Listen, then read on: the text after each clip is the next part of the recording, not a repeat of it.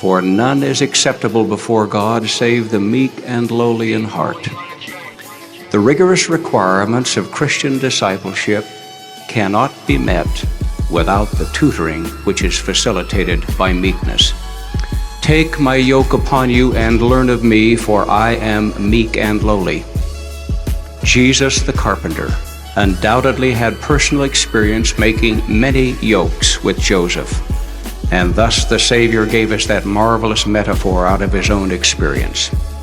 Unlike servitude to sin, by wearing his yoke, we truly learn of the yoke master in what is an education for eternity as well as for mortality. Meekness is needed, therefore, in order for us to be spiritually successful, whether in matters of the intellect, in the management of power, in the dissolution of personal pride, or in coping with the challenges and the routine of life. With meekness, living, as a prophet urged, in thanksgiving daily is actually possible, even in life's stern seasons. Meanwhile, the world, however, regards the meek as nice but quaint people, as those to be stepped over or stepped on. Nevertheless, the development of this virtue is a stunning thing just to contemplate, especially in a world in which so many others are headed in opposite directions. These next requirements clearly show the unarguable relevance as well as the stern substance of this sweet virtue. Serious disciples are not only urged to do good, but also to avoid growing weary of doing good. They are not only urged to speak the truth, but also to speak the truth in love. They are not only urged to endure all things, but also to endure them well.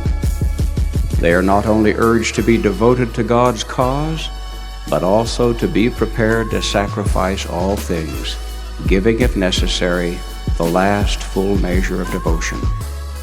They are not only to do many things of worth, but are also to focus on the weightier matters, the things of most worth. They are not only urged to forgive, but also to forgive 70 times 7. They are not only engaged in good causes, but they are to be anxiously engaged. They are not only to do right, but also to do right for the right reasons. They are told to get on the straight and narrow path, but then are told that this is only the beginning, not the end. They are not only to endure their enemies, but also to pray for them and to love them. They are urged not only to worship God, but astonishingly, they are instructed to strive to become like Him. In the midst of all these things, they are given a Sabbath day for rest, during which they do the sweetest but often the hardest work of all. Who else but the truly meek would even consider such a stretching journey?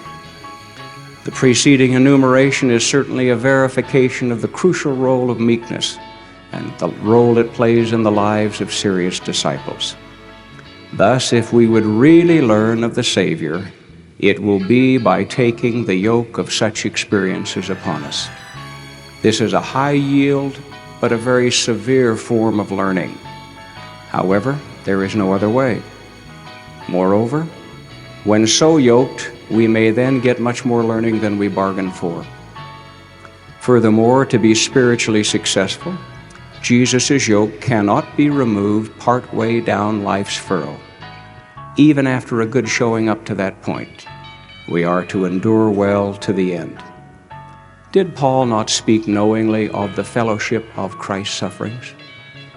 Are we not told that meekness is so vital that God actually gives us certain challenges in order to keep us humble?